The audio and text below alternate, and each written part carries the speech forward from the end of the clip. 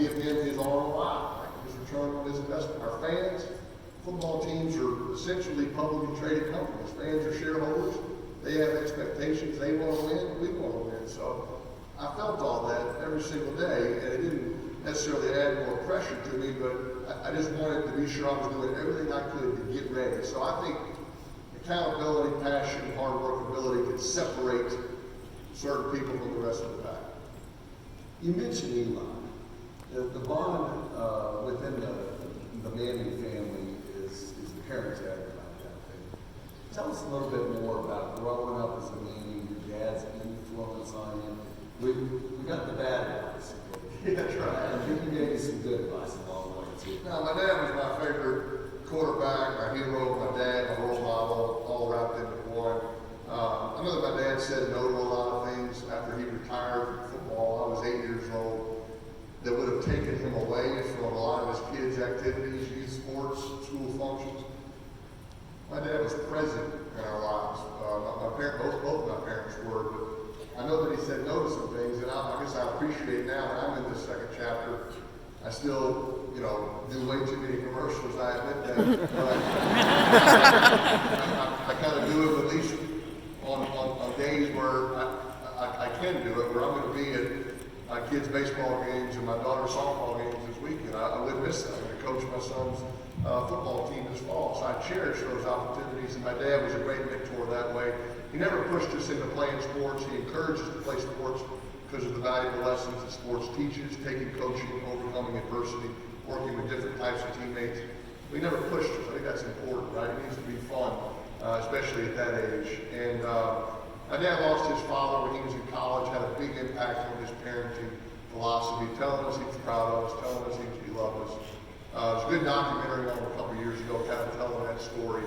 I personally think it showed up too many crying videos of me as a 3-year-old. I mean, at what point do you think you stop filming your 3-year-old son getting kicked in the head by his older brother? Maybe go out there and help the kid, I don't know. This might be a documentary one day, I gotta keep filming. Besides that, he's been a great dad. Eli Cooper, I was a middle child. Cooper taught me a lot, beat up on me. I thought it was important for me to do those same things now to Eli. Cooper, went to Ole Miss, was on wide receiver scholarship, had a neck injury, had to give up his career. The attitude which he handled that adversity had a big impact on me when I went through some of my injuries. He was disappointed certainly, but he had a positive attitude. He handled it with grace. Went on to, been very successful in business, got a great family, didn't play football at Ole Miss, became a social legend at Ole Miss, if that makes sense to anybody. And then Eli, I've just been proud of Eli, the way he's handled himself, in New York, giving back to Mississippi, in the community. It was nice to have a sibling in the same business. We could share ideas, right? You can't share ideas with other quarterbacks, but you can when you're related to them. And so we would play common opponents, and hey, Eli, this is what I thought the game plan was going in. This is what you guys ought to attack. He would reciprocate, and so it was great having somebody to kind of bounce ideas off. Oh, sure. With all the awards you've won, you told me backstage the Walter Payton Man of the Year award was one of the more special ones.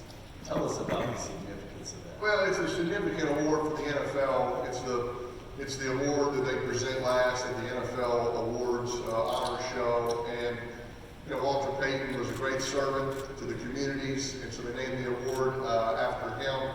And I don't think players do community service to receive an award, but when players get recognized for that, it motivates other players to do more, right? And unfortunately, sometimes all you hear are negative things because nobody really writes an article about somebody giving money to a Boys and Girls Club, right? Because it's not that exciting in a headline, but there are so many players doing so many good things in their communities, and the NFL recognizes one player from each team every year. There's 32 Walter Payton Man of the Year nominees. They all come to the award show. They highlight all of their charities, and they pick one winner each year. So yeah, I won it in 2005. It was a tremendous honor, and it was even cooler. I got to present the award to my brother Eli in 2016 maybe, and so that was very cool as well.